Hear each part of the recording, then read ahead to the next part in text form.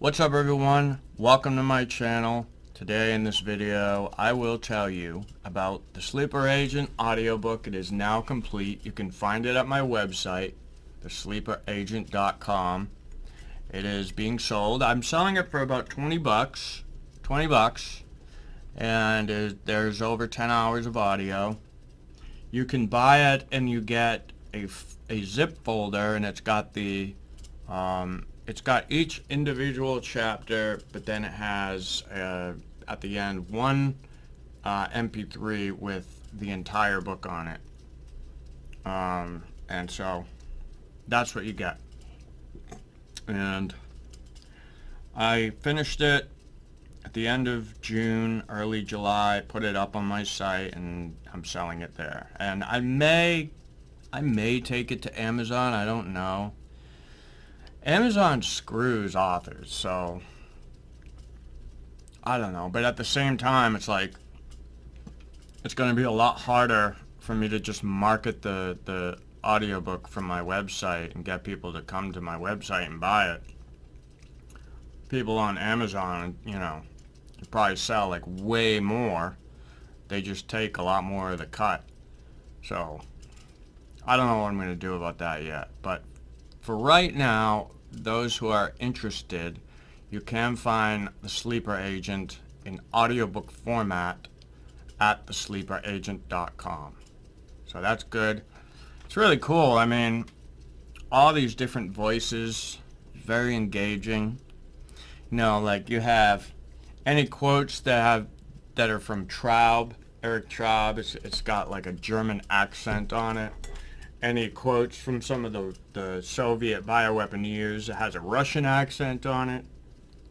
It's really cool like that. And I made a clone of John Loftus to read the foreword. I made a clone of myself, which doesn't really sound exactly like me, but close enough. It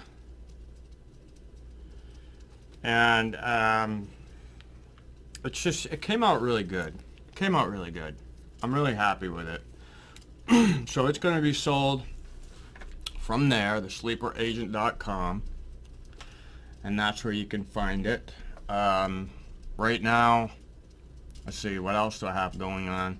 Right now I'm putting together a talk for sometime next week or the following week. And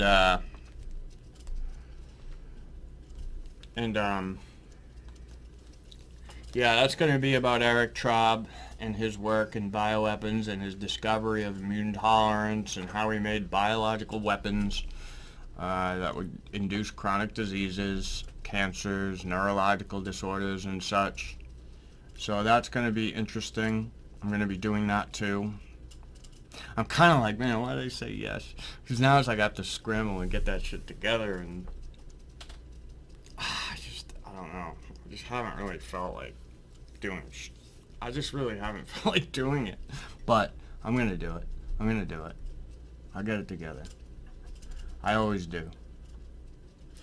I'm also really happy to be taking part in these roundtable discussions for this other book called Two World Wars and Hitler. Who was responsible? Anglo-American Money, Foreign Agents, and Geopolitics by Dr. Jim McGregor and John O'Dowd. They're from Scotland. They are two scientists taking on the British establishment historians and basically showing us how rigged the wars were, how it was like how they groomed Hitler into power to destroy Germany, like knowing he was going to lead them to ruin. He was groomed for that role. And it kind of follows the work of Carroll Quigley. He's one of the important sources in here. Carroll Quigley, for those who don't know, is a Georgetown professor. He wrote Tragedy and Hope, A History of the World in Our Time. I've got that over there. And he also wrote The Anglo-American Establishment, which right here I have. I can't pull it out. I'm not going to do it. I don't feel like it. But I'll tell you about it. It's it's about the certain secret societies from the British establishment, the Knights, Cecil Rhodes, and the Society of the Elect. Uh,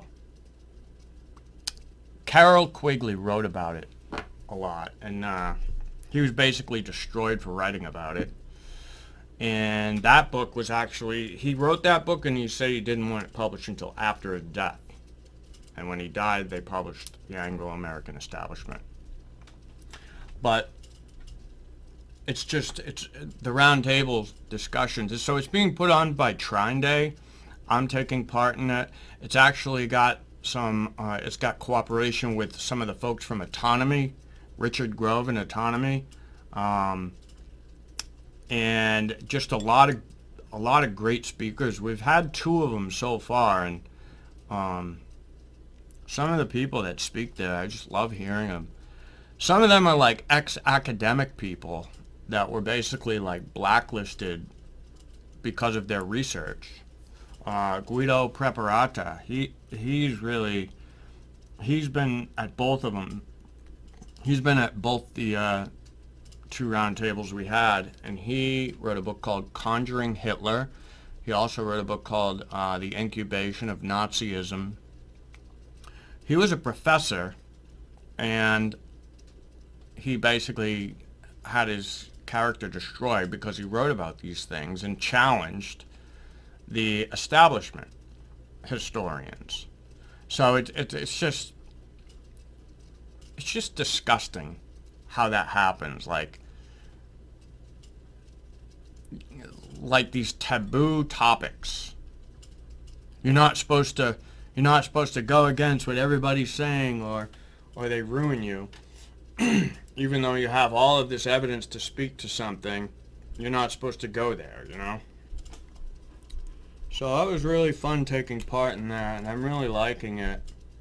Oh, Dr. Richard B. Spence was at the first one, and of course I've done many interviews with him. He used to work at the University of Idaho. He's now a professor emeritus. There's another guy from the UK, Terry Borman. Enjoyed hearing him too. Just a really great time. I'm really happy to be taking part in those. One day Chris asked me, "Hey, you want to take part in this round table?" And I was like, about 2 world wars and Hitler, and I was like, yeah, sure. And so we meet every Saturday, we plan for it, and we've recorded 2 so far, so that's cool. And I think I probably will keep that Trine Day Treasures thing going. I don't know, I have to get into the flow of it. I need to do a lot more work. I need to get back to work, like, with some of my regular, I need to be putting out content, like, regularly. That's the thing. I just been kind of... I'll tell you what, the Sleeper Agent took a lot out of me. Like, that was a lot of energy for so many years, and it's just kind of, like, after I finished that, I just kind of felt, like, drained. Like, a bit drained. Excuse me. So I've been kind of, like, just conjuring up energy to do new projects. So I've been trying to do that and getting a lot of exercise. Oh, today the Swan's gonna be upset when I say this. Not that she listens to my videos. I got kicked off the bike trail today. Some forest ranger dick. It's so funny, isn't it? So, he told me I couldn't ride on the bike trail anymore. Because I was doing my tricks. He didn't like that I was doing my tricks. It came up and he told me that that I had to go ride somewhere else, and that I couldn't ride on the bike trail anymore. And I had to find somewhere else to ride, so... You gotta be kidding me. This guy, right? This guy looked like he was about 90 years old. Literally. 90 years old. He was on those one of those bikes that you lay down and you ride with your feet. I don't even know what the fuck they're called. They're weird contraptions. It's just, yeah. And who comes over? I did a 180 and I just like pulled over to the side and I saw this weirdo, this weird forest ranger guy coming over, raising his hand to me. I'm like, what the fuck's this guy want? He's like, do you know who I am? And he points to his badge. I'm like, no, I've never met you before. He goes, I'm a forest ranger and I patrol these areas. He's like, you need to go find somewhere else to ride. You can't be doing these tricks here. And he told me that if I did, that he would call the state police and have me arrested for riding to endanger. I'm like, man, you have got to be kidding me. So yeah, no more bike trail for me. I'm gonna be riding. I just ride on the street and stuff. Like, I know that the Swan was hoping that I was gonna talk to her. She's walking every day on the bike trail, seeing me every day. Now she's not gonna see me anymore. She's gonna wonder where I went. I mean, not that I talked to her anyway, but I'm pretty sure she was hoping that I would talk to her again. But bad news for the Swan. I can't ride on the bike trail. Bad news for the Swan. I can't ride on the bike trail anymore. So it's not gonna happen. I saw her like a week ago with like one of her friends on the bike trail. I was like, oh, here comes the magical elf, and she got Tinkerbell tagging along with her. Tinkerbell from Peter Pan. And it was so funny because the girl looked exactly like Tinkerbell from Peter Pan, and the Swan looks like an elf.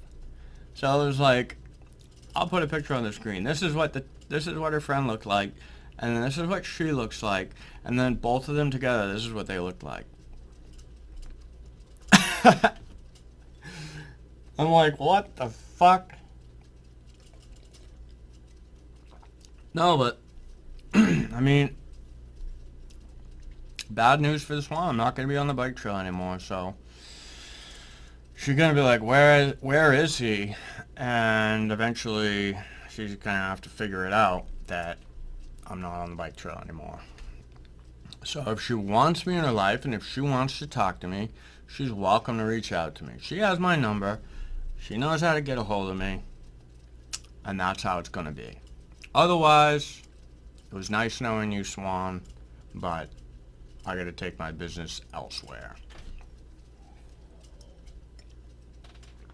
So that's about it.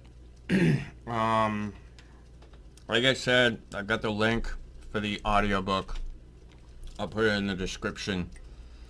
And everybody, have yourselves a nice day. And with that said, everybody take care of yourself, be yourself, build yourself. And I will see you on the other side.